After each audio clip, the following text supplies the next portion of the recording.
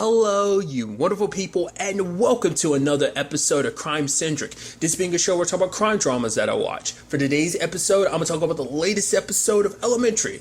A lot of interesting things went down in this episode, so let's break it down. Obviously, we have this dude, his name is Ridley. He basically would rob drug dealers. I mean, you kind of understand later on why he kind of did it, because basically his brother ended up like overdosing on heroin or something like that, and then it ends up being, I guess it's almost his way of kind of sticking it to him, because it's almost like, yeah, these guys deserve it. They destroy people, they ruin lives and stuff like that. So, but he ends up dying from like fentanyl, which is like a synthetic opioid, but it was all over the money. And so the whole conversation becomes a thing of like, okay, so because he rolled around the money. Two things. One, the fact is him going after drug dealers like that and robbing them. I like the fact is Eugene makes a reference to The Wire, and everyone just kind of looks at him. He's like, I'll let you borrow my DVDs, which is so interesting. But side note, I need to watch The Wire. Like, I've heard nothing but good things. I've just never checked it out. I wasn't that really aware of the show until, like, you know, more recent years. It's really kind of like exploded in just like popularity of people being like, oh yeah, it's like one of those like underrated gems, you know? But other than that, I also love the fact is they make a reference to him being Scrooge McDuck, because the fact is he rolled around in the money he had stolen. And I love Sherlock being like, who's Scrooge McDuck? It's like, you don't know who Scrooge McDuck is? I guess it's like, you know, maybe Sherlock kind of stays away from certain pop culture or something. It's like, that's such a reference. I feel like no matter who you are, you'd know. But I love that Joan has to break it down. She's like, imagine your dad, but he's a duck. I'm like, I love that. That's the explanation. When you break it down and you think about it, it's like, it actually makes perfect sense. So it's not that crazy, but I just love the parallel that she created to make Sherlock understand. But it turns into this whole thing of Sherlock being like, you can't, you know, overdose from fentanyl like that. There's studies that say you can't, but obviously, you know, Marcus is like, I don't know, man. A lot of stuff has come out saying that you can. Even Eugene and Joan are kind of unsure. Like, they're kind of like, yeah, I don't think that's how it could happen. But I mean, the fact is, it kind of lines up with the fact is there was no needles in any other way. So unless he ate fentanyl, like, how would it get into his system? They end up going to his place. And, you know, it's not till later on that they end up kind of finding out, like, oh, yeah, he's actually allergic to cats, so he had an inhaler. Turns out that inhaler was filled with it, so that's what it was. Because obviously he had someone sprinkled cat hair everywhere to cause him to have an allergic reaction. So when the moment he took the fentanyl, once he used his inhaler, he ended up dying from him. It's actually kind of interesting because when they were looking through different people's places, the whole conversation came up between, you know, Bella's like, oh, yeah, like the whole Gregson situation. You guys weren't there. I think, you know, it's like, oh, they were doing their own investigation because obviously, like, you have Sherlock and Joan looking into, obviously, Odin. But it's so interesting because, like, Sherlock and Joan are lying to, like, Gregson and Bell about any progress they're making. Like, they know who was behind mirrors and everything, but they're not saying anything because they don't want to get them involved. They want to protect them. And obviously we know Sherlock last episode was put in a position where it's like he's not telling Joan anything, so he's trying to protect her. So she thinks like, oh, we're in this together protecting the NYPD, while in fact Sherlock is protecting them and protecting her without her knowing, because he knows, you know, how deep this situation runs. And it's just a small element to the story, but it's like a continuation of the overarching plot. And you almost looks like Bell's a little suspicious, like he knows that Sherlock's kind of hiding something. Maybe we'll see whether anything comes about that, but I just thought that was kind of a nice little progression of that story to bring that up in it, you know. And you could tell like the way Sherlock was kind of acting, how much it bugged him, because it's like, yeah, once again, he's not just lying to them. It's once again, it's for their sake, but he's also lying. It's also a reminder that he's lying to Joan about it as well, you know. So there's that. This whole situation revolves around, you know, it's like, okay, what was using it was like Colt 1. It was like a derivative of fentanyl, but basically it's something that the Russians have used. So Sherlock is under the impression that this might have been like a Russian hit type of thing. So it's a long, extensive thing. So it's like, okay, so how do we find out about this? Well, he goes to Olga, you know, Russian spy who was a former stripper now. She's a first grade teacher, which is crazy. Side note, the actress who plays her is Lily Wozniak. I know I'm butchering her name because in my head I'm saying it different ways, like Morozhnik. I feel like I said it decently earlier in my head, but now I'm recording, I'm butchering it hard. But Lily, like myself, might best know her as Meredith from Happy. I had to rewind it because I saw her name and I was like, Lily! I was like, what? That's crazy. Obviously, sadly, Happy got canceled. I'm once again still crossing my fingers, hoping that will change. But nevertheless, so I was like, because obviously they referenced it at the beginning during the opening of like, oh yeah, like he ran into Olga a while back and found out she was a Russian spy and everything. I wonder, was that Lily even back then? Like, I'm sure that feels like that was probably something from like years and seasons ago. Once again, most shows like this, not every show, but most shows I watch every season once when they come out. So a lot of stuff I end up forgetting just because I have a naturally terrible memory anyway. So. But especially because they never showed her face in the opening thing. It was just kind of like from behind. It was Sherlock just talking about the fact that she was, but never, that a Russian spy. But nevertheless, I love that basically, he goes to her for help and everything. He's like, basically, like, you kind of owe me one because I didn't expose you as a Russian spy the last time we talked and everything. But I also love the fact is that it's kind of like should I really trust you? Like the fact that you haven't said anything, should that make me trust you more or trust you less? Because trust you less because it's like, well, that means you're just going to loiter that over my head until you get what you want. And so that's interesting. It turns out, like, obviously, like, there's also this other dude that turns up dead. He's the dude that Ridley ended up shooting. His name is Cecil, or Cecil, depending, I guess depending on where you're from, because that's how Sherlock pronounced it, but everyone else will say Cecil, but nevertheless. Turns out he was the one that got shot. Apparently he had texted Ridley the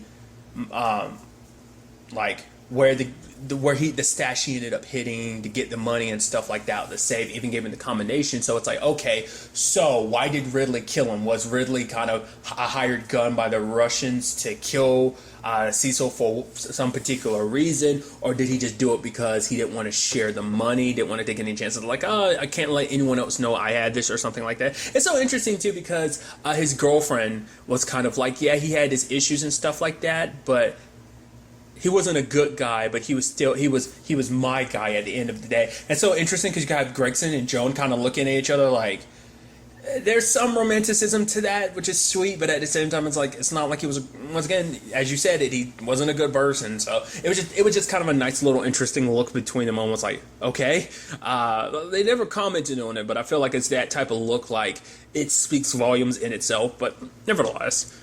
But I do love the twist of this story because obviously, like, one of the people, the scientist who was known for making like Cola 1 is here in New York. In fact, Olga had, because her like handlers and stuff like that were fine with all this information being told to Sherlock because that particular scientist had too much information. The last thing they would want, it's a threat to both Russia and potentially one for the U.S. And she ends up sliding her scarf to the other side, signaling someone, and boom, the place goes up. So it's like, oh, but you can't talk to him. But they kind of don't need to because when they end up piecing everything together, it turns into an even more crazy plot situation.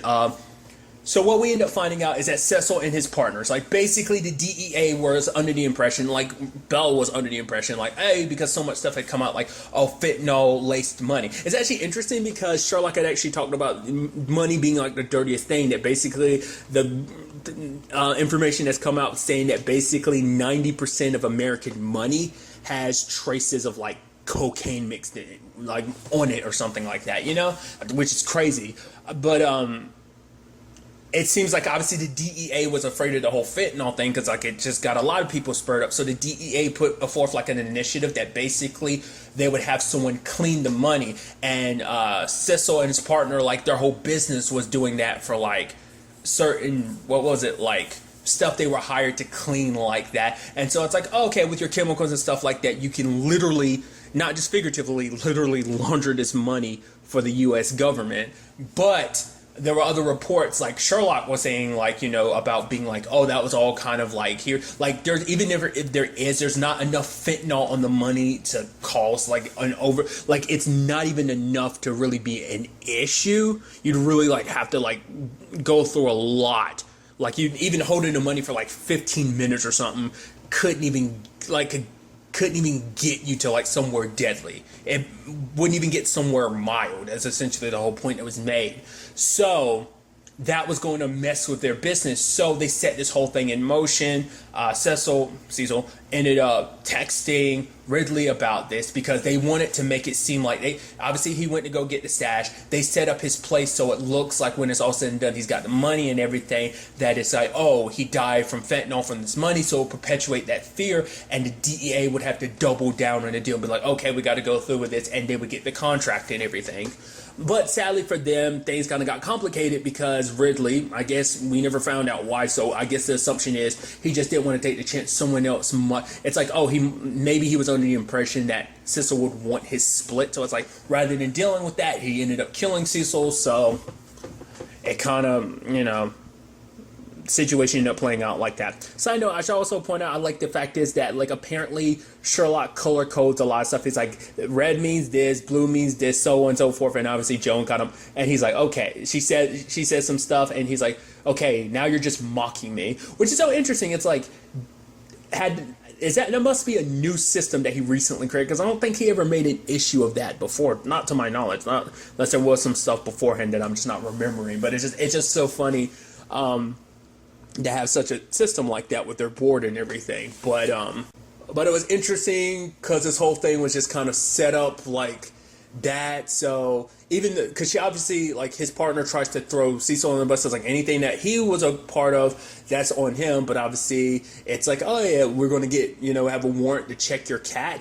could see if his DNA is the same. So that's going to kind of put all the pieces kind of together in that regard. So twisted plot, because they actually did go to this particular scientist for him to make the Cola 1. So once again, feeding into this whole situation. So in the end, it all kind of works out. The Russians kind of got rid of the guy that potentially could be a threat. And the last thing you'd want is him out and about kind of making that, once again, it'd be a problem for the U.S., but it'd also be a problem for Russia too. So interesting turnabout with that particular side of things. So, but other than that, we have the whole situation with Gregson talking to one of his cops, Novacek, who is played by Emily Swallow, who, interesting enough, kind of a CBS connection. She was in the second half, I guess, make the argument, I'd say, yeah, second half of season 6 of The Mentalist. She was one of the FBI agents that Jane and eventually, part of the OG team ended up working with. She was only in the second half she ended up not coming, her character, at least from what I remember, I only saw like 3 episodes of the final season. I still got to circle back around to The Mentalist and finish that. But nevertheless, so it's that, but also I always make reference to the fact is I best know her as playing God's sister in the TV show Supernatural. I swear there was something more recently that she popped up in, because I remember saying that fairly recently. Like, oh yeah, Emily Swallow, playing God's sister in Supernatural, but I can't remember what it was. Like, she's definitely popped up in stuff from time to time, but those are like the things I kind of best know her from. So, nevertheless, basically this all revolves around Dwyer, because obviously Dwyer is backing down, because it's like, hey, like, Gregson's back. And it's like, oh yeah, like, it's kind of like, oh, this funny anecdote at the beginning. He was, story he was telling about him and Tommy with the whole, like, bets and stuff like that. It's like, yeah, when I heard about what he, happened to him, I was like, that bastard still owes me $100. It's a laugh and jokes and stuff like that. It seems all good, but Novacek kind of wanted to, leave so soon, kind of make Gregson go, I get like something's going on. Like, one of my best detectives just want to leave for no reason. So he looks into it, because obviously Dwyer's got some issues. He even asked like Joan like what she think about the whole situation, if Dwyer had ever done anything like crude or anything weird while she was around or whatever. And her and Sherlock kind of share the same sentiment of like, well, we weren't around him enough, because he always was kind of like, do whatever, you come to me when you need stuff or whatever, but other than that, you don't really need to come to me. Like, he left them to their own devices pretty much most of the time, so that kind of worked for them, so they never really questioned it too much. So I did like Joan asking like, oh, Sherlock, did you notice him doing anything weird? He's like, well, I did watch him, one time I noticed he washed his hands before he urinated, which apparently that's a thing. That's a conversation that's come up before, like not in the context of the show, just in like my personal life, which I think is kind of interesting. I don't know why. It makes sense when people break down like why you could and potentially would want to do that, but still, it's just interesting. because there's also the whole conversation of, well, after you're done, do you wash your hands too? I would assume yes. So it's a whole thing, but nevertheless. But Gregson kind of looks into this a little deeper because Dwyer has a previous offense of basically he's very good at his job, sure, but he is not careful with what he says and what he does around women. So it's like, oh man, it sucks because I'm like, oh, Dwyer's kind of a piece of shit. I was kind of hoping it's like, no, because I really like Dwyer. It's like, you're kind of a funny dude. And it's like, oh, you're kind of a little shitty. And it's like, oh man, I was kind of hoping that maybe, especially, but I guess the argument is because he got so defensive, it's because he knew he was guilty. Because Gregson was trying to confront him. Obviously, he wouldn't admit to it, and then he brings it up to Novacek, but she doesn't want to go forward with the whole situation because it's like, well, what's going to come about it? Because the fact of the matter is, yes, he might lose his job, but what about the other people in his position? Like, this is kind of a boys' club, and the fact of the matter is, if she makes a big point of this, other cops might, the circle, will kind of close in around her and like, oh, you're a cop responsible for getting another good cop fired, and she has to deal with that harassment,